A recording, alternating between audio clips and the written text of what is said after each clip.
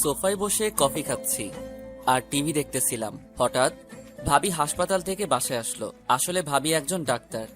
আমি ভাবির দিকে তাকিয়ে আবার চোখ নামিয়ে ফেললাম, কারণ ভাবির পেটের উপর কাপড় ছিল না।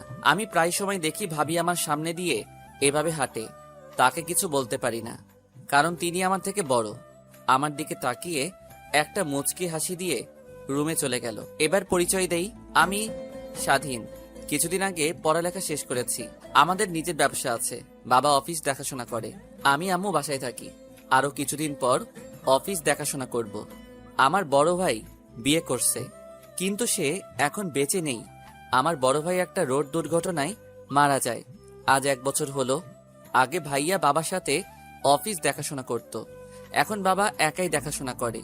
তাই আমি ভাবছি বাবাকে আর অফিসে যেতে দিব না, আমি নিজে অফিস দেখাশোনা করব। এবার আসি ভাবির কথায়।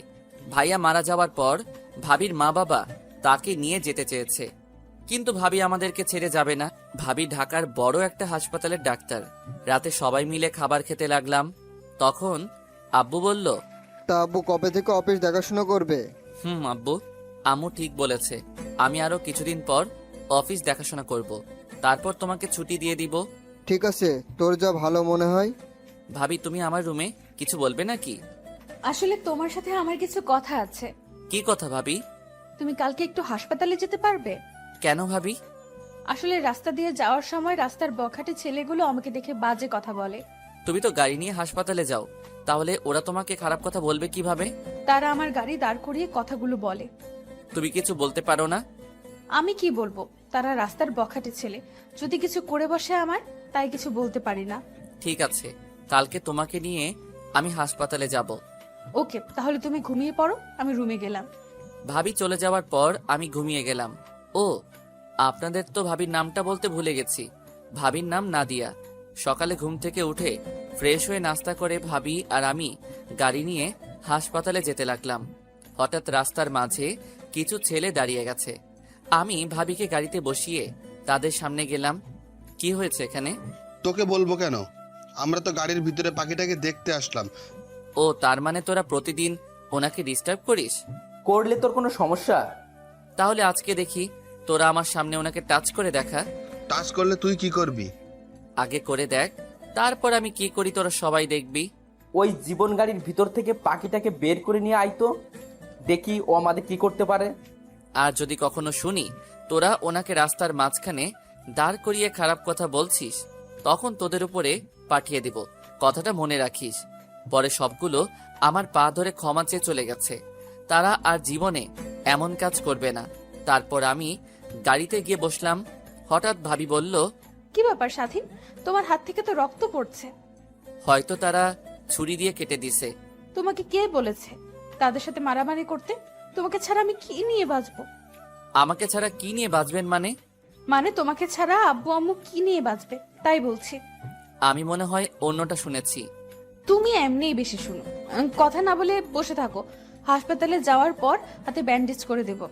কিছুক্ষণ পর হাসপাতালে চলে আসলাম। এখন আর ভাবি বলবো না, নাম ধরে বলবো। নাদিয়া আর আমি হাসপাতালে ঢুকে নাদিয়ার কেবিনে চলে গেলাম। তারপর ভাবি আমার হাতে ব্যান্ডেজ করে দিল। ভাবির সাথে কিছুক্ষণ কথা বলে বাসায় চলে আসলাম। দেখতে দেখতে আরো 5 দিন চলে গেছে। আজকে থেকে অফিসে যাব, আর এখন থেকে নাদিয়াকে অফিসে যাওয়ার সময় হাসপাতালে দিয়ে অফিসে যেতে হবে। এটা আব্বু আম্মুর আদেশ। সকালে ঘুম থেকে উঠে ফ্রেশ হয়ে রেডি হয়ে নিচে গেলাম। সবাই আমার দিকে হা হা করে তাকিয়ে আছে। আমি তো কিছুই বুঝতে পারছি না। আমি কি কোনো এলিয়েন নাকি? আমাকে দেখার কি আছে? কি ব্যাপার, তোমরা সবাই আমার দিকে এভাবে তাকিয়ে আছো কেন? তোকে তো আজকে চেনা যাচ্ছে না, তোকে আজকে রাজপুত্রের মতো লাগছে। দেখতে হবে না ছেলেটা কার? ও কি তোমার একা ছেলে? ও আমাদের ছেলে। বস বাবা, নাস্তা কর। ভাবি কোথায়? নাদিয়া রেডি হয়ে আসছে, তুই নাস্তা কর। না, ভাবি আসলে সবাই একসাথে করব। কিছুক্ষণ পর নাদিয়া এসে বলল, আমি রেডি। আমি ভাবির দিকে তাকিয়ে অবাক হয়ে গেলাম। ভাবিকে দেখতে আজকে পরীর মতো লাগছে। ভাবি আজকে শাড়ি পরেছে। হঠাৎ ভাবি বলল, কি ব্যাপার স্বাধীন, এভাবে তাকিয়ে কি দেখো? ভাবি, আজকে তোমাকে দেখতে অনেক সুন্দর লাগছে। কোথাও যাবে নাকি? আবার দেখি শাড়ি পরেছো। না, কোথাও না গেলে কি শাড়ি পরা যায় না? আমি তা বলি নাই। ওর সাথে বকিস না তো নাদিয়া। বস, নাস্তা কর। জি আম্মু। নাদিয়া মা, তোমাকে একটা কথা বলার ছিল, কিন্তু এখন বলবো না, কি কথা বাবা? রাতে বলবো। ঠিক আছে বাবা। তারপর নাস্তা করে বাহিরে এসে গাড়ি নিয়ে নাদিয়াকে হাসপাতালে নিয়ে যেতে লাগলাম। তখন ভাবি বলল, আচ্ছা স্বাধীন, তোমার কেমন মেয়ে পছন্দ? হঠাৎ এ কথা বলছো কেন ভাবি? না, এমনি জিজ্ঞেস করলাম। বলো না, কেমন মেয়ে পছন্দ? আমি এমন একটা মেয়েকে পছন্দ করব যে সব সময় আমার বাবা মাকে ভালোবাসবে, আমাকে ভালোবাসবে, সবার সাথে মিলেমিশে চলবে, আমার অনেক কেয়ার করবে, 5 ওয়াক্ত নামাজ আদায় করবে, কোরআন তেলাওয়াত করবে, নিজেকে সবসময় পর্দার আড়ালে রাখবে। এমন মেয়েকে আমি বিয়ে করব। তুমি কখনো কাউকে ভালোবেসেছিলে? আমি জীবনে প্রতিজ্ঞা করেছি, ভালোবাসলে বিয়ের পর বউকে ভালোবাসবো, বিয়ের আগে কাউকে ভালোবাসবো না। আচ্ছা স্বাধীন, আমাকে তোমার কেমন লাগে? এটা আবার কেমন কথা? তোমাকে তো নিজের ভাবির মতো লাগে, এবং আমি তোমাকে নিজের বড় বোনের মতো জানি। ও, নাদিয়া মনে হয় আমার থেকে এমন কথা আশা করে নাই। যাক, কথা বলতে বলতে ভাবির হাসপাতালে চলে আসলাম। ভাবিকে নামাই দিয়ে আমি অফিসে চলে আসলাম। অফিসে ঢোকার সাথে সাথে সবাই আমাকে অভিনন্দন জানিয়েছেন। আমি আমার কেবিনে চলে গেলাম। তারপর কিছু ফাইল দেখতে লাগলাম। বিকালে অফিস শেষ করে হাসপাতালে চলে আসলাম। এসে সামনে তাকিয়ে আমি অবাক হয়ে গেলাম। দেখি ভাবি একটা ছেলের সাথে হেসে হেসে কথা বলছে। আমার কেমন যেন খারাপ লাগছে। আমার কাছে এমন লাগছে কেন? উনি যার তার সাথে কথা বলুক, তাতে আমার কি? উনি একজন ডাক্তার, সবার সাথে কথা বলতে পারে। আমার গাড়ি দেখে ভাবি ছেলেটাকে বিদায় দিয়ে গাড়িতে এসে বসলো। তারপর ভাবিকে নিয়ে বাসায় যেতে লাগলাম। আজকে প্রথম দিন অফিস কেমন লাগছে? ভালোই, সবাই আমাকে কি সুন্দর করে আপন করে নিছে। ও, আচ্ছা ভাবি, ছেলেটা কে ছিল? তুমি কোন ছেলের কথা বলছো? হাসপাতালের সামনে দাঁড়িয়ে কথা বলছিলে। ও, তুমি ওই ছেলের কথা বলছো? ওর মা অসুস্থ, আজকে তার মায়ের অপারেশন আমি করেছি। তখন সে ছেলেটা বলল তার মা বাঁচবে কিনা, যত টাকা লাগে সে দেবে তার মাকে বাঁচিয়ে তোলার জন্য। ও, তুমি কি বলছো? আমি বলছি মরা বাচ্চা আল্লাহর হাতে, আমরা মাত্র উসিল্লা। আল্লাহর কাছে দোয়া ও প্রার্থনা করেন, দেখবেন আল্লাহ আপনার মাকে সুস্থ করে দেবেন। ও, কথা বলতে বলতে বাসায় চলে আসলাম। বাসার ভিতরে ঢুকে আমার রুমে চলে আসলাম। রাতে সবার সাথে খাবার খেয়ে রুমে চলে আসলাম। তারপর কিছুক্ষণ মোবাইল টিপে ঘুমিয়ে পড়লাম। এবার আপনাদের বলি, ভাইয়া বিয়ে করার পরের দিন মার্কেট থেকে আসার সময় গাড়ি দুর্ঘটনায় মারা যায়। আগে ভাইয়ার সাথে ভাবির প্রেম ছিল, আর আমি তেমন ভাবির সাথে কথা বলতাম না, কারণ মেয়েদের সাথে কথা বলতে আমার লজ্জা করে, তাই ভাবির সাথে তেমন কথা বলি নাই। ভাইয়া মারা যাওয়ার পর ভাবির সাথে আস্তে আস্তে কথা বলতে থাকি। নাদিয়ার বয়স বেশি না, আমার থেকে 1 বছরের বড়।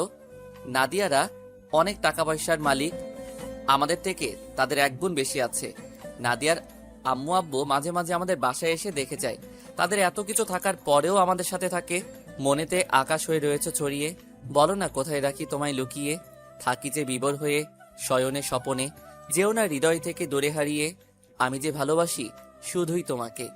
খুব নিশীতে কষ্ট হলে মাথা রেখো চাঁদের কোলে, তবুও যদি কষ্ট থাকে চোখ রেখো আমার চোখে।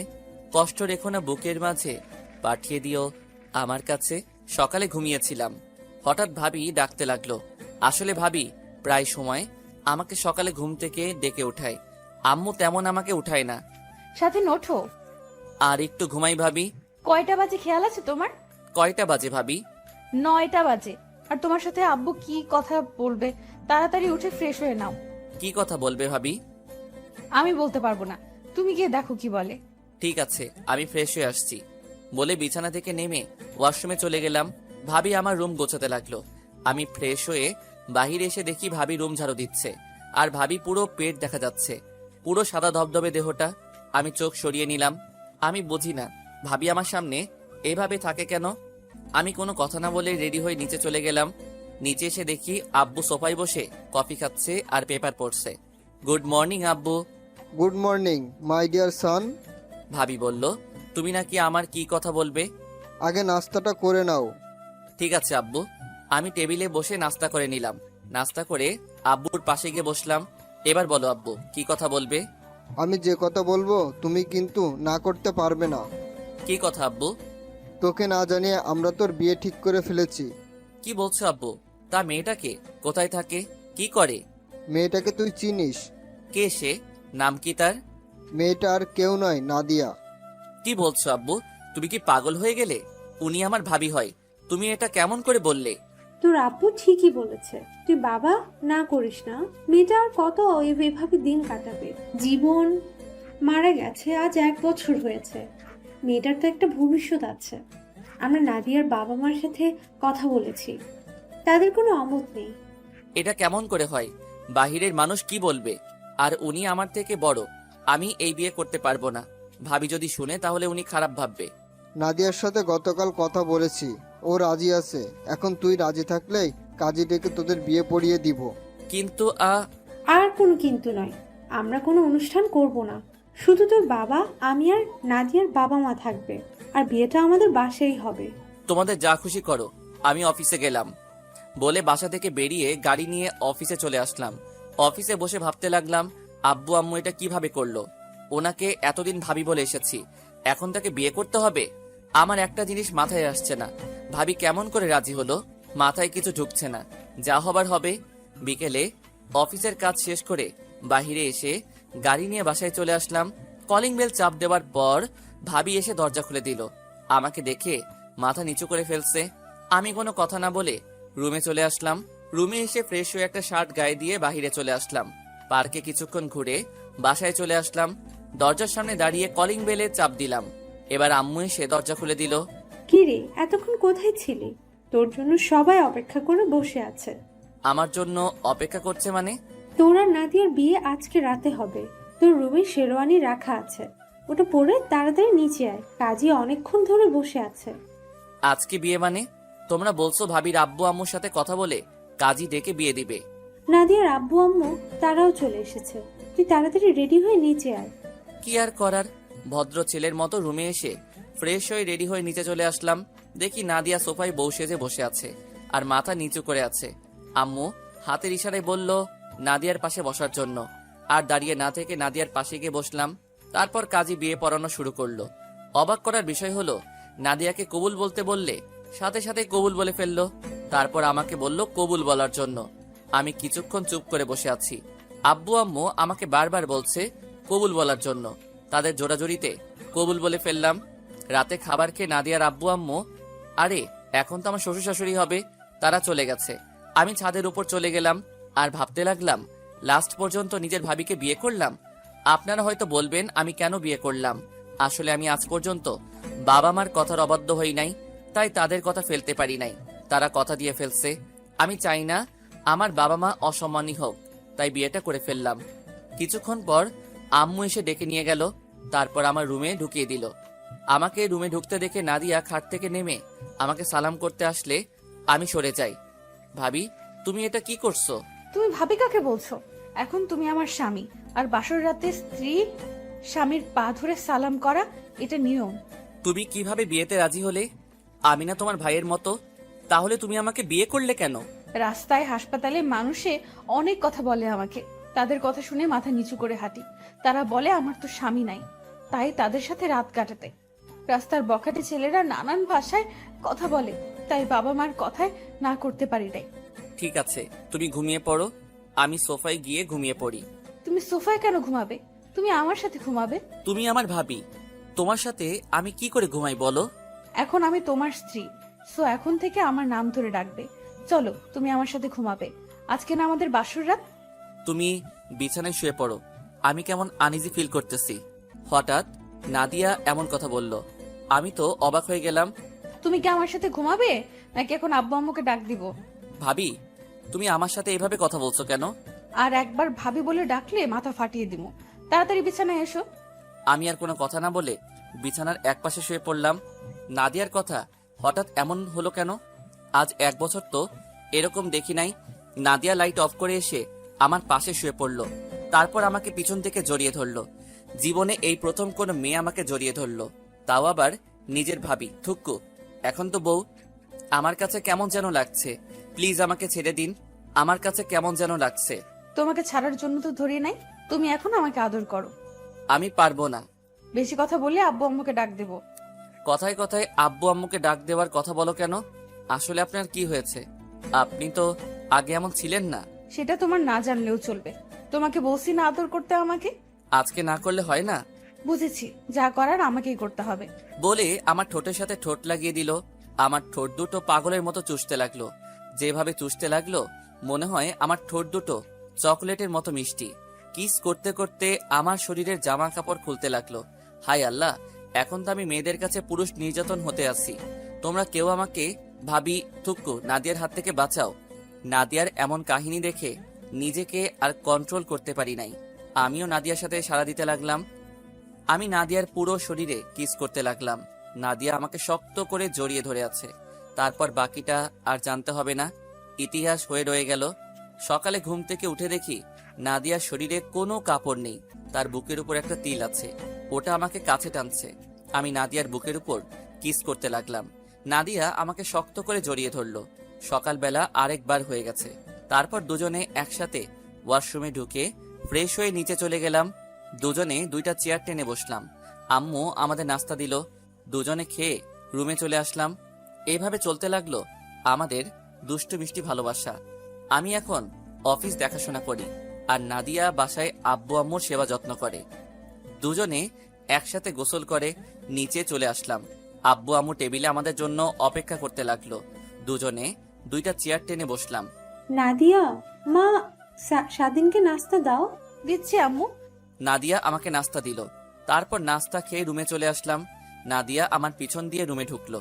ঢুকে দরজা বন্ধ করে আমাকে জড়িয়ে ধরলো। আচ্ছা, তোমার হঠাৎ এত পরিবর্তন কেন? কারণ আমি যে তোমাকে ভালোবাসি তাই। মানে কবে থেকে? তোমার মনে আছে একদিন একটা বাচ্চা গাড়ির সাথে ধাক্কা খেয়ে পড়ে গেছে আর তুমি বাচ্চাটাকে নিয়ে হাসপাতালে ভর্তি করিয়ে দিলে? মনে আছে। তুমি জানলে কি করে? তুমি জানো বাচ্চাটাকে? সেটা আমি জানি না। রাস্তায় পড়েছিল, কেউ তাকে ধরছে না, তাই আমি তাকে হাসপাতালে নিয়ে ভর্তি করিয়ে দিলাম। পরে ডাক্তার বলল রক্ত লাগবে। আমার এক বন্ধুর রক্তের গ্রুপের সাথে বাচ্চাটার রক্তের গ্রুপ মিলছিল। তারপর বন্ধুকে ফোন দিয়ে নিয়ে এসে বাচ্চাটাকে রক্ত দিলাম। বাচ্চাটার মা সাথে ছিল। তারপর ওনাকে বলে আমরা চলে আসলাম। বাচ্চাটা আমার বান্ধবী বিথির ছোট ভাই ছিল। যখন আমি আর বিথি হাসপাতালে গিয়ে কেবিনে ঢুকবো তখন তুমি আর তোমার বন্ধু কেবিন থেকে বেরিয়ে গেছো। আমি ভিতরে গিয়ে আন্টিকে বললাম তোমার কথা। তখন আন্টি তোমার কথা বলে। আন্টির থেকে তোমার কথা শুনে অনেক ভালো লাগলো। তারপর তোমাকে অনেক খুঁজেছি কিন্তু কোথাও পাইনি। তার কিছুদিন পর তোমার মা বাবা দেখতে যায়, তাদের আমাকে পছন্দ হয়। এরপর কি হলো তুমি তো জানো। ভাইয়ের বিয়ের সময় আমার কি হয়েছে তুমি তো জানো, কিন্তু আমার পাঠক পাঠিকা তারা জানে না। তাহলে শুনুন, ভাইয়ের বিয়ের সময় আমি অনেক অসুস্থ ছিলাম। আমি হাসপাতালে ভর্তি ছিলাম। আমার প্রচন্ড জ্বর ছিল। বিয়ের আগের দিন আমাকে বাসায় নিয়ে আসে। আমি তখন মোটামুটি সুস্থ ছিলাম।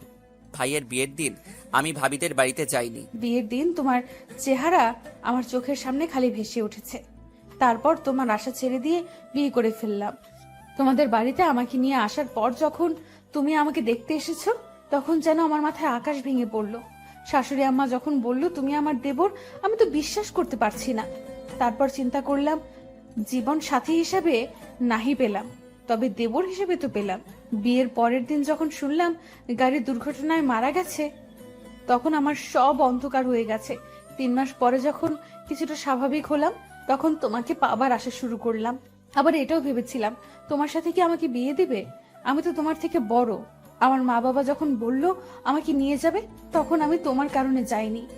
বিয়ের আগের দিন রাতে আব্বু আম্মু আমাকে তার রুমে নিয়ে বলল তোমার সাথে আমাকে বিয়ে দিবে। আমি রাজি কিনা। আব্বুর কথা শুনে আমি অনেক খুশি হয়ে গেলাম। তখন আমি আব্বুকে বললাম আমি তো রাজি, স্বাধীন কি রাজি হবে? আব্বু বলল এটা নিয়ে আমাকে চিন্তা করতে হবে। স্বাধীন আজ পর্যন্ত আমাদের কথার অবাধ্য হয়নি।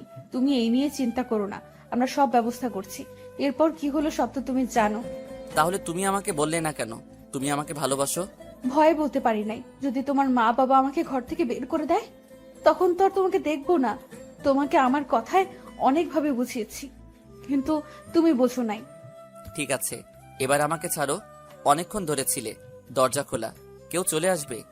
না, আমি ছাড়বো না। আমাকে একটা কিস দাও, তারপর ছাড়বো। সকালে ঘুম থেকে উঠে দিছি না? আমার এখন লাগবে। আচ্ছা, তুমি এত রোমান্টিক কবে থেকে হয়েছো? তোমাকে আপন করে পাওয়ার পরে। এখন বেশি কথা না বলে আমাকে একটা কিস করো। কি আর করার। আমি নাদিয়ার মাথা উঁচু করে তার ঠোঁটের সাথে ঠোঁট লাগিয়ে দিলাম। দুজন দুজনকে কিস করতে লাগলাম। প্রায় 5 মিনিট পর ছেড়ে দিলাম। দেখতে দেখতে 7 দিন চলে গেল। আজকে থেকে অফিসে যেতে হবে। নাদিয়াকে সাথে করে নিয়ে যেতে হবে। তাকে হাসপাতালে নামিয়ে দিয়ে আমি অফিসে চলে যাব। সকালবেলা ঘুম থেকে উঠে দুজনে ফ্রেশ হয়ে নাস্তা করে গাড়ি নিয়ে বের হয়ে পড়লাম।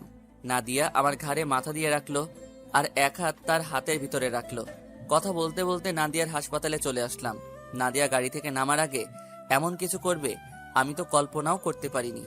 নাদিয়া গাড়ি থেকে নামার আগে আমার ঠোঁটের সাথে তার ঠোঁট এক করে দিল। 2 মিনিট পর ছেড়ে দিয়ে নেমে গেল আর ভিতরে ঢুকার আগে বলে গেল অফিস থেকে দুপুরে হাসপাতালে চলে আসতে, দুজনে একসাথে লাঞ্চ করব। আমি ঠিক আছি বলে গাড়ি নিয়ে অফিসে চলে আসলাম। 7 দিন পরে অফিসে আসলাম। অনেক কাজ জমে গেছে, তাই বসে বসে কাজ করতে লাগলাম। কাজ করতে করতে দুপুরে লাঞ্চের টাইম হয়ে গেছে। হাতের কাজ এখনো কিছু বাকি আছে। পরে চিন্তা করলাম লাঞ্চ করে এসে করব। তারপর ম্যানেজারকে বলে অফিস থেকে বেরিয়ে গাড়ি নিয়ে নাদিয়ার হাসপাতালে চলে আসলাম। গাড়ি থেকে নাদিয়াকে ফোন দিলাম, কিন্তু নাদিয়া ফোন ধরলো না। আরো 2-3 বার দিলাম। অবাক করার বিষয় হলো নাদিয়া আমার ফোন রিসিভ করেননি। তাই গাড়ি পার্কিং করে হাসপাতালের ভিতরে ঢুকে গেলাম। আমি সোজা নাদিয়ার কেবিনে যেতে লাগলাম। কেবিনের সামনে এসে সোজা ঢুকে গেলাম। তারপর ভিতরে যেটা দেখলাম তার জন্য মোটেও প্রস্তুত ছিলাম না। এই পৃথিবীতে প্রিয় মানুষগুলোকে ছাড়া বেঁচে থাকাটা কষ্টকর, কিন্তু অসম্ভব কিছু নয়। কারো জন্য কারো জীবন থেমে থাকে না, জীবন তার মতোই প্রবাহিত হয়। তাই যেটা ছিল না সেটা না পাওয়াই থাক। সব পেয়ে গেলে জীবনটাও একঘেয়েমি হয়ে যায়। মনে রেখো, পৃথিবীর সকল কষ্টই ক্ষণস্থায়ী। কারো সাথে অভিমান করতে হলে তার উপর মিনিমাম একটা অধিকার থাকা লাগে, না হলে সে কখনোই তোমার অভিমান ভাঙাতে আসবে না। কিন্তু আমি সেটা ভুলে গেছিলাম। 2 দিনের কথা বলায় কারো উপর কোনো অধিকার তৈরি হয় না। যেটা তৈরি হয় সেটা শুধুমাত্র একটা মনুষ্যত্ব ছাড়া আর কিছুই না। নাদিয়ার কেবিনের ভিতরে ঢুকে যেটা দেখলাম তার জন্য মোটেও প্রস্তুত ছিলাম না। আরে পাঠক পাঠিকা ভাই বোনেরা, আপনারা কি ভাবছেন খারাপ কিছু দেখছি? ভুল ধারণা। দেখি নাদিয়া একটা ছেলের সাথে বসে হেসে হেসে কথা বলছে। আমাকে দেখে নাদিয়া বলল, স্বাধীন তুমি এখানে? সকালে কি বলেছো মনে নেই? তোমাকে কতগুলো ফোন দিছি, কিন্তু তুমি ফোন ধরো নাই। আসলে রাতে যে মোবাইল সাইলেন্ট করে রাখছি আমার মনে নেই। ওহ, তা উনি কে? ওর নাম আকাশ। তাদের নিজস্ব ব্যবসা আছে। আমার বান্ধবী বিথির হাজবেন্ড। আকাশ অফিসে যাওয়ার সময় আমার সাথে দেখা করতে এসেছে। ও আকাশ ও স্বাধীন আমার কলিজা, আমার প্রাণ, আমার সবকিছু, মানে আমার হাজবেন্ড। তুমি বিয়ে করেছো আমাকে আর বিথিকে তো বলো নাই। আর ওকে দেখতে মনে হচ্ছে তোমার বয়সে ছোট। আসলে সব হঠাৎ করে হয়ে গেছে। আর ছোট হয়েছে তো কি হয়েছে, মাত্র 1 বছরের ছোট বড়, এটা কোনো বিষয় না। তুমি স্বাধীনের সাথে পরিচিত হও। হাই, আমি আকাশ। নাদিয়া তো আমার বিষয়ে বলেছে। আমি স্বাধীন। আমার নামও বলেছে সাদিয়া। বর্তমানে নিজেদের অফিস দেখাশোনা করি। ও, তো ঠিক আছে নাদিয়া, আমি বাসায় যাচ্ছি। দেরি হলে তোমার বান্ধবী আমার খবর করে ছাড়বে। ঠিক আছে দুলা ভাই, আপনি তাহলে যান। সময় পেলে অবশ্যই আসবেন আমার শ্বশুর বাড়ি। প্রথম কথা হলো আমাকে দুলাভাই বলে ডাকা যাবে না, আমার নাম ধরে ডাকবে। আমরা কিন্তু সমবয়সী। ঠিক আছে, সময় পেলে অবশ্যই তোমার শ্বশুর বাড়ি থেকে ঘুরে আসবো। বিথিকে সাথে করে নিয়ে আসবেন। ও যদি জানতে পারে তাকে না জানিয়ে বিয়ে করছি, তাহলে আমাকে আস্থা রাখবে না। আচ্ছা ঠিক আছে, নিয়ে আসবো। তো স্বাধীন সাহেব, ভালো থাকবেন, পরে আবার কথা হবে। প্রথম কথা হলো আমাকে সাহেব বলা যাবে না। আমার নাম ধরে ডাকলে খুশি হব। আর আমি কিন্তু আপনার থেকে ছোট। ওকে, সমস্যা নেই। আচ্ছা, তোমরা ভালো থাকো। আকাশ কেবিন থেকে বেরিয়ে যাওয়ার পর নাদিয়া দৌড়ে এসে আমাকে জড়িয়ে ধরলো আর বলতে লাগলো, সরি কলিজা, আমার ভুল হয়ে গেছে। আমার মোবাইল সাইলেন্ট ছিল, তুমি রাগ করো না। আমি রাগ করি নাই। ঠিক আছে চলো, দুজনে বাইরে গিয়ে লাঞ্চ করে আসি। ঠিক আছে চলো। তারপর নাদিয়াকে নিয়ে হাসপাতাল থেকে বেরিয়ে গাড়ি নিয়ে একটা রেস্টুরেন্টে চলে গেলাম। তারপর দুজনে খাবার খেয়ে রেস্টুরেন্ট থেকে বেরিয়ে গাড়ি নিয়ে নাদিয়াকে হাসপাতালে দিয়ে আমি অফিসে চলে আসলাম। এভাবে দেখতে দেখতে আরো 2 মাস চলে গেছে। আমাদের ভালোবাসা আগের মতোই আছে। কেউ কাউকে ছাড়া থাকতে পারি না। এখন নাদিয়া নিজে গাড়ি চালিয়ে হাসপাতালে যাওয়া আসা করে। আমি অফিসের কাজে নানান জায়গায় যেতে হয়, কিন্তু নাদিয়াকে গাড়ি দেওয়ার পর একটু দেরি করে বাসায় আসে। আমরা কিছু বললে হাসপাতালে প্রচুর রোগী, তাই আসতে লেট হয়। আপনারা আবার ভাইবেন না, আমাদের ভালোবাসা কমে গেছে। ভালোবাসা আগের মতোই আছে। বেশি রাত করে আসলেও তার রোমান্টিকতা একটু কমে নাই। সকালে ঘুম থেকে উঠে দেখি নাদিয়া আমাকে জড়িয়ে ধরে আছে। তার চেহারার দিকে তাকালে আমি সবকিছু ভুলে যাই। কেমন একটা মায়া আছে নাদিয়ার চেহারায়। আমি নাদিয়ার কপালে একটা দিয়ে উঠতেই নাদিয়া আমাকে টান দিয়ে খাটে ফেলে ঠোঁটের সাথে ঠোঁট এক করে দিল। তার মানে এতক্ষণ নাদিয়া জেগেছিল। প্রায় 5 মিনিট পর ছেড়ে দিয়ে দুজনে হাঁপাতে লাগলাম। এটা কি হলো? কেন, তোমার কাছে ভালো লাগে না? এমন একটা সুন্দরী বউয়ের কিস পেলে কার না ভালো লাগে? ও তাই, তাহলে এখন আরেকবার দিব। এখন না, অফিসে যেতে হবে। আজকে অফিসে কিছু লোক নিব, তাই তাড়াতাড়ি যেতে হবে। তোমার খালি কাজ, আমিও তোমাকে এখন সময় দিতে পারি না। কি করব বলো, হাসপাতালে অনেক রোগী, তাদের সেবা যত্ন করা আমাদের দায়িত্ব। আমি কি তোমাকে কিছু বলেছি? আমি চাই তুমি সব সময় মানুষের সেবা যত্ন করে যাও। তুমি তো জানো আমি গরিব দুঃখী মানুষের সেবা বিনামূল্যে করি, তাদের কষ্ট আমার সহ্য হয় না। আমি তো জানি আমার জানুটা কেমন। এবার উঠো। তারপর দুজনে উঠে ফ্রেশ হয়ে নাস্তা করে বাসা থেকে বেরিয়ে আমি গাড়িতে উঠতে গেলে নাদিয়া দৌড়ে এসে আমার কপালে চুমু দিয়ে গাড়ি নিয়ে চলে যায়। আমি মনে মনে বললাম, পাগলি একটা। তারপর আমি গাড়ি নিয়ে অফিসে চলে আসলাম। সবাই দাঁড়িয়ে সালাম দিল। আমি সবাইকে বসতে বলে নিজের কেবিনে চলে আসলাম। তারপর ম্যানেজারকে ফোন দিলাম। ম্যানেজার সাহেব, সবাই কি চলে এসেছে? জি স্যার, আমি কি একজন একজন করে পাঠিয়ে দিব? ওকে, ঠিক আছে, দিন। Okay sir. তারপর একজন করে আসতে লাগলো কেবিনে। সবার ইন্টারভিউ নেওয়া শেষ। অনেকেই ভালো ইন্টারভিউ দিছে। অফিসে লোক লাগবে 5 জন, কিন্তু ইন্টারভিউ দিতে আসছে 20 জন। তারপর ভালো দেখে 5 জন রাখলাম। ইন্টারভিউ নিতে নিতে লাঞ্চের টাইম হয়ে গেছে, তাই ভাবলাম নাদিয়াকে একটা সারপ্রাইজ দিব। মানে তাকে ফোন না দিয়ে তার হাসপাতালে যাব। যেই ভাবা সেই কাজ। অফিস থেকে বেরিয়ে গাড়ি নিয়ে নাদিয়ার হাসপাতালে চলে গেলাম। গাড়ি পার্কিং করে হাসপাতালে ঢুকে তার কেবিনে যেতে লাগলাম। এখানে হাসপাতালের সবাই আমাকে চিনে। আমি নাদিয়ার জামাই। আমি সোজা নাদিয়ার কেবিনে ঢুকে অবাক হয়ে গেলাম। দেখি নাদিয়া মনমরা হয়ে বসে আছে। আমাকে তার কেবিনে দেখে দৌড়ে এসে জড়িয়ে ধরে কান্না করে দিল। আমি তো কিছুই বুঝতে পারছি না। নাদিয়া জানো, কি হয়েছে তোমার? তুমি কান্না করছো কেন? আজকে হাসপাতালে আসতে ওই দিনের ছেলেগুলো আমার গাড়ি দাঁড় করে আমার। কি করেছে আমাকে বলো নাদিয়া। তাহলে শোনো। তাহলে চলুন, কি হয়েছে ওখান থেকে ঘুরে আসি। নাদিয়া বলতে লাগলো, আমি গাড়ি চালিয়ে হাসপাতালে আসতেছিলাম, তখন ছেলেগুলো আমার গাড়ির মাঝখানে দাঁড়িয়ে গেল। আমি গাড়ি দাঁড় করালাম, তখন একটা ছেলে বলল, পাখি গাড়ি থেকে নেমে আসো। আরে পাখি, বসে আছো কেন? শুনছি তুমি নাকি আরেকটা বিয়ে করছো, তাও আবার দেবরকে। তো তোমার দেবর ঠিকভাবে দিতে পারে? না পারলে আমাদের বলো, আমরা খুশি করে দিব। আপনাদের ঘরে মা বোন নেই? রাস্তায় একটা মেয়ের গাড়ি দাঁড় করিয়ে এসব কথা বলতে লজ্জা করে না? ঘরে মা বোন সবাই আছে, শুধু কারোর বউ নেই। আমাদের কোনো লজ্জাও নেই। যদি তোমার জুনিয়র জামাই না পারে, আমাদের কাছে এসো। তখন আমি গাড়ি চালিয়ে হাসপাতালে চলে আসলাম। এসে সকাল থেকে অনেক কান্না করেছি। আমি নাদিয়াকে শক্ত করে জড়িয়ে ধরে বললাম, আমি থাকতে তোমার কেউ কিছু করতে পারবে না, আমার উপর ভরসা রাখো। তারপর নাদিয়াকে নিয়ে হাসপাতাল থেকে বেরিয়ে গাড়ি নিয়ে আগে একটা রেস্টুরেন্টে ঢুকে খাবার খেয়ে বাসায় যেতে লাগলাম। বাসায় যাওয়ার সময় একজনকে ফোন। কাকে ফোন দিলাম কিছুক্ষণ পর জানতে পারবেন। তারপর গাড়ি চালিয়ে বাসায় যেতে লাগলাম আর ড্রাইভারকে ফোন দিয়ে বললাম নাদিয়ার হাসপাতালের সামনে থেকে আমার গাড়িটা নিয়ে বাসায় যেতে। যেতে যেতে হঠাৎ সকালের ছেলেগুলো গাড়ির সামনে দাঁড়িয়ে গেল। নাদিয়ার সাথে আমাকে দেখে বলল, কি ব্যাপার পাখি, সকালে দেখলাম একা গেছো, এখন দেখছি জুনিয়র জামাইকে সাথে নিয়ে আসছো। আমার মনে হয় সকালের কথাগুলো তার জামাইয়ের কাছে বলেছে, এখন মনে হয় তার স্বামী আমাদের কাছে পাখিকে নিয়ে আসছে।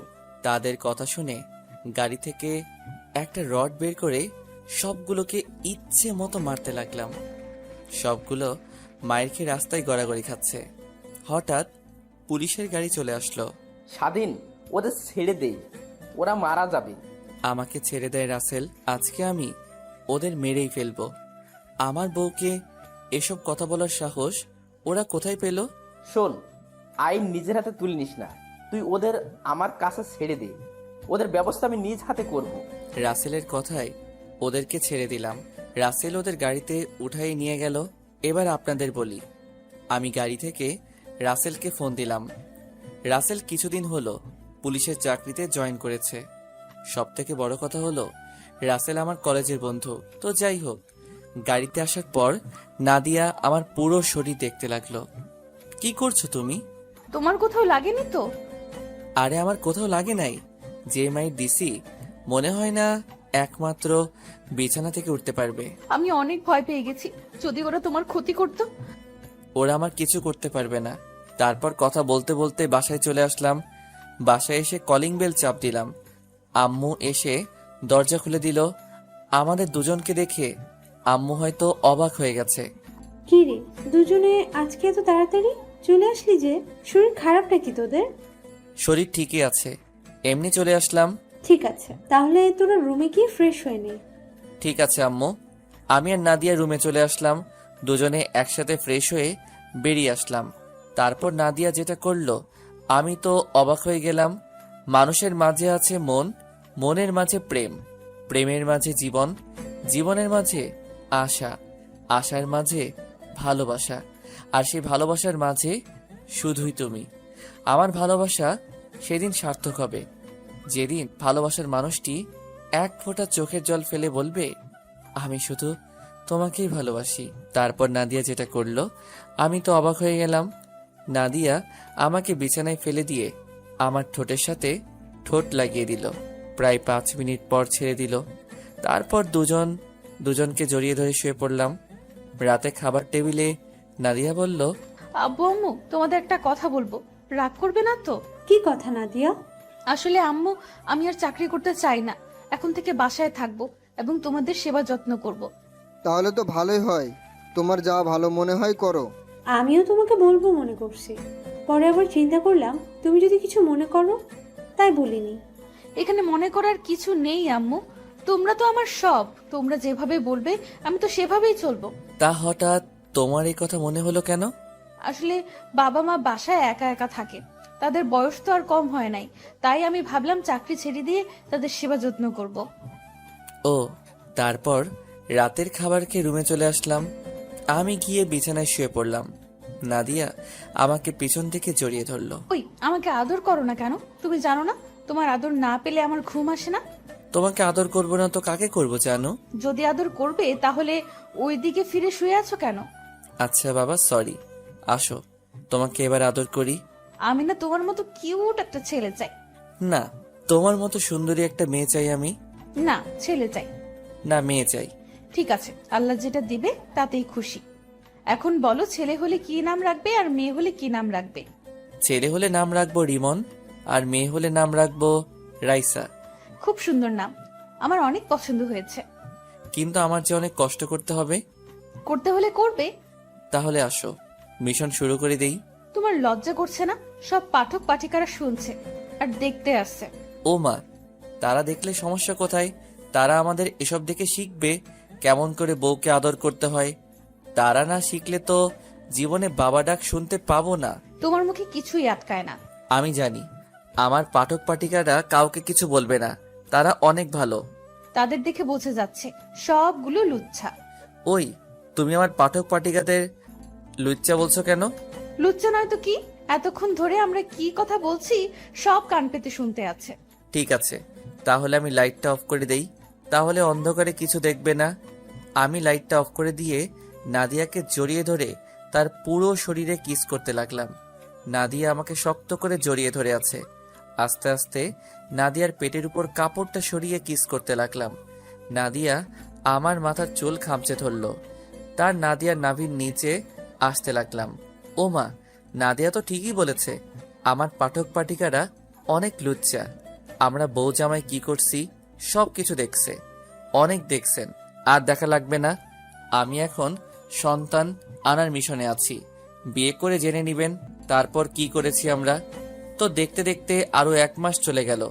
আমি এখন অফিসের কাজে ব্যস্ত থাকি। নাদিয়া বাসায় আব্বু আম্মুর সেবা যত্ন করে। আমার আর নাদিয়ার ভালোবাসা আগের মতো আছে। একদিন অফিস থেকে দুপুরে বাসায় এসে কলিং বেল চাপ দিলাম। কাজের লোক এসে দরজা খুলে দিল। আমি ভিতরে ঢুকে তো অবাক হয়ে গেলাম। দেখি নাদিয়া রাসেলের সাথে কথা বলছে সোফায় বসে। রাসেল আসবে আমাকে তো বলে নাই। নাদিয়া আমাকে দেখে বলল, কি ব্যাপার, তুমি আজকে দুপুরে চলে আসলে যে? অফিসে তেমন কাজ ছিল না, তাই ভাবলাম বাসায় চলে যাই। এসেছো, ভালো করেছো। দেখো কে এসেছে। কিরে, তুই কখন আসলি? আমাকে তো জানালি না। আসলে আমি জানতাম না যে তুই অফিসে, আমি মনে করছি তুই বাসায়। তাই ভাবলাম তোকে সারপ্রাইজ দেব, কিন্তু বাসায় এসে দেখি ভাবি আর তোর আঙ্কেল আন্টি।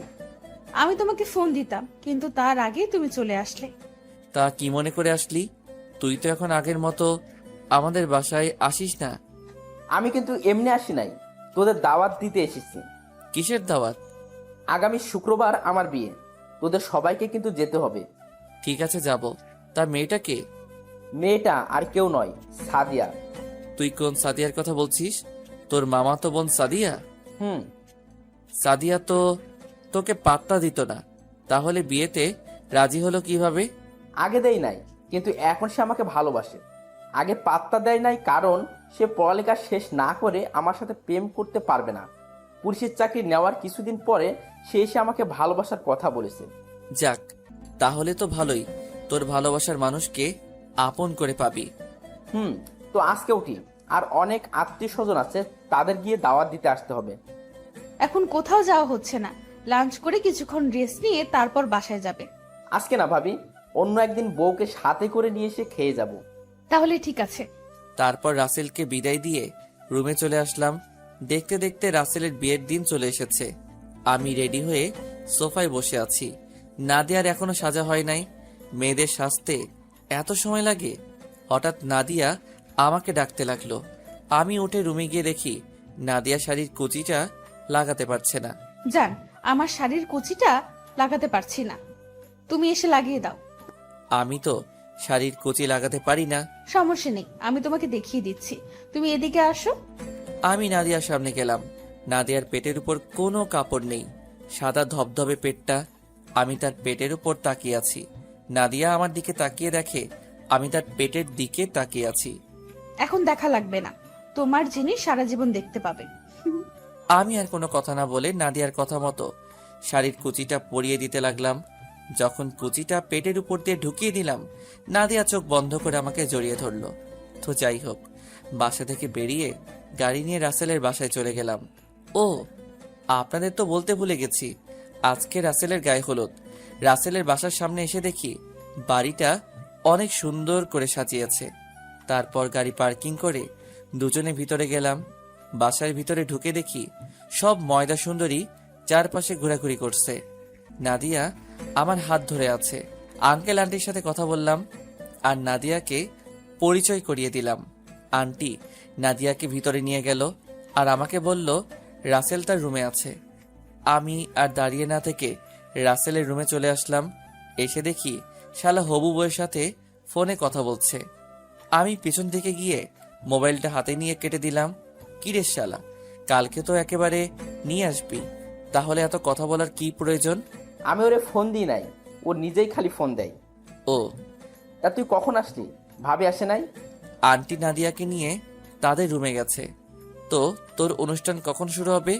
এই তো কিছুক্ষণ পর, তুই নিচে যা, আমি রেডি হয়ে আসতেছি। আচ্ছা ঠিক আছে। আমি আর কোনো কথা না বলে রাসেলের রুম থেকে বেরিয়ে নিচে চলে আসলাম। নিচে এসে যেটা দেখলাম সেটা দেখে মাথা পুরো গরম হয়ে গেল। নিচে এসে দেখি নাদিয়াকে কিছু ছেলে ডিস্টার্ব করছে। নাদিয়ার শরীরের নানান জায়গায় হাত দেওয়ার চেষ্টা করছে। নাদিয়া দাঁড়িয়ে কান্না করছে। চলুন ছেলেগুলো নাদিয়াকে কি বলছে শুনে আসি। এই সুন্দরী, তোমার বাড়ি কোথায়? তোমাকে দেখতে না ভেরি সেক্সি লাগছে। আমাদের সাথে যাবে? তোমাকে পুষিয়ে দিব। এরকম ছিল তাদের কথাগুলো। আমি পিছন থেকে গিয়ে সবগুলোকে মারতে লাগলাম। বাড়ির সব আত্মীয় স্বজন এক হয়ে গেছে। মারতে মারতে সবগুলো শরীর থেকে রক্ত বের করে ফেলেছি। এখানে কি হয়েছে? আর স্বাধীন, তুই ওদের মারছিস কেন? ওরা নাদিয়াকে খারাপ কথা বলছে। ঠিক আছে, আমি ব্যাপারটা দেখছি, তুই ভাবিকে নিয়ে ভিতরে যা। আমি আর কোনো কথা না বলে নাদিয়াকে নিয়ে বাসায় চলে আসলাম। নাদিয়া এখনো কান্না করছে। বাসায় এসে কলিং বেল চাপ দিলাম। কাজের লোক এসে দরজা খুলে দিল। আমি আর নাদিয়া নিজের রুমে চলে আসলাম। নাদিয়া কোনো কথা না বলে ওয়াশরুমে চলে গেল। কিছুক্ষণ পর নাদিয়া বের হয়ে আসলো। আমিও ফ্রেশ হয়ে বেরিয়ে এসে দেখি নাদিয়া বালিশের নিচে মাথা দিয়ে কান্না করছে। এই জানো, তুমি কান্না করছো কেন? তাদের যে মাইট দিছি, মনে থাকলে আর কোনো মেয়ের সাথে এরকম খারাপ কথা বলবে না। তুমি আমাকে রেখে কোথায় চলে গেছো? আমি তোমাকে পুরো বাড়ি খুঁজে বের হয়েছি, হঠাৎ ছেলেগুলো আমাকে দেখে। আমি তো রাসেলের সাথে দেখা করতে গেছি আর তোমাকে আন্টি ভিতরে নিয়ে গেছে। তুমি ভিতর থেকে বেরিয়ে আসলে কেন? আমার একা একা রুমে বসে থাকতে ভালো লাগছে না, তাই তোমাকে খুঁজতে বের হয়েছি। আচ্ছা বাবা, এবার কান্না বন্ধ করো। যা হবার তা হয়ে গেছে, এখন আর কান্না করো না। হুম, আমাকে তুমি শক্ত করে জড়িয়ে ধরো। আসো। তারপর নাদিয়াকে শক্ত করে জড়িয়ে ধরলাম। নাদিয়াও আমাকে জড়িয়ে ধরলো। হঠাৎ করেই নাদিয়ার ঠোঁটে ঠোঁট লাগিয়ে দিলাম। দুজনে দুজনকে কিস করতে লাগলাম। তারপর হারিয়ে গেলাম স্বপ্নের পৃথিবীতে। ওই মেয়েরা আর কি দেখবেন? অনেক তো দেখেছেন, আর কিছু দেখা লাগবে না। আপনারা আসলে অনেক লুচু, মানে লুচ্চা। আকের স্বামী স্ত্রীর রোম্যান্স দেখেন। 5 বছর পর ও বেবি কাম কাম কাম তুমি। হঠাৎ রিমনের মুখে এই গান শুনে আমি তো অবাক হয়ে গেলাম। তার মানে রিমন হিরো আলমের ভক্ত, কিন্তু ও এই গান কোথায় শুনছে? বাবা, তুমি এই গান কোথায় শুনছো? এটা তো তোমার মোবাইলে শুনেছি বেবে। তুমি জানো এই গান শুনে তোমার আম্মু 3 ঘন্টা জ্ঞান হারা ছিল? কেন আব্বু? সেটা তো বাবা বলতে পারবো না। শুনেছি আরো অনেক মানুষের তোমার আম্মুর মতো অবস্থা হয়েছে। কিন্তু আব্বু, আমি তো মোহনাকে এই গান শুনিয়েছি, কিন্তু ওর তো কিছু হয় নাই। ও তো ছোট মানুষ, তাই ওর কিছু হয় নাই। তুমি এসব গান আর শুনো না বাবা, তুমি ঠিক মতো পড়ালেখা করো। ঠিক আছে আব্বু। রিমন চলে গেল। এতক্ষণ হয়তো বুঝতে পেরেছেন রিমন আমার ছেলে, আর মোহনা হলো বিথির মেয়ে। রিমন আর মোহনা দুজনে সমবয়সী, দুজন একসাথে খেলাধুলা করে। রাসেল আর সাদিয়ার বিয়েতে আর যাওয়া হয়নি। পরে রাসেল আমার কাছে এসে ওই ঘটনার জন্য ক্ষমা চেয়েছে। রাসেলের একটা মেয়ে আছে, ওর বয়স 1 বছর 3 মাস। তো যাই হোক, আমি রুমে এসে দেখি নাদিয়া রুম গোছাচ্ছে। আমি গিয়ে পিছন থেকে জড়িয়ে ধরলাম। কি হলো, হঠাৎ পেছন থেকে জড়িয়ে ধরলে? তোমাকে আদর করতে ইচ্ছে করছে। তোমার জিনিস, এখানে বলার কি আছে? তুমি যখন তখন আমাকে আদর করতে পারো। তাহলে চলো রিমনের একটা বোন নিয়ে আসি। আসো। তারপর নাদিয়াকে কোলে তুলে নিয়ে বিছানায় শুইয়ে দিয়ে তার শরীরে কিস করতে লাগলাম। আস্তে আস্তে কি তা আমি আর জানি না, অনেকেই দেখছেন, আর দেখা লাগবে না। আমি এখনো সিঙ্গেল। তো এভাবে চলতে লাগলো আমাদের সংসার। আমরা অনেক হ্যাপি আছি। সবাই আমাদের জন্য দোয়া করবেন, আমরা যেন সারা জীবন একসাথে সুন্দরভাবে জীবনযাপন করতে পারি। তো কেমন হয়েছে জানাবেন। পুরো গল্পে পাশে থাকার জন্য ধন্যবাদ সবাইকে। সবাই লাইক এবং কমেন্ট দিয়ে জানাবেন কেমন হয়েছে।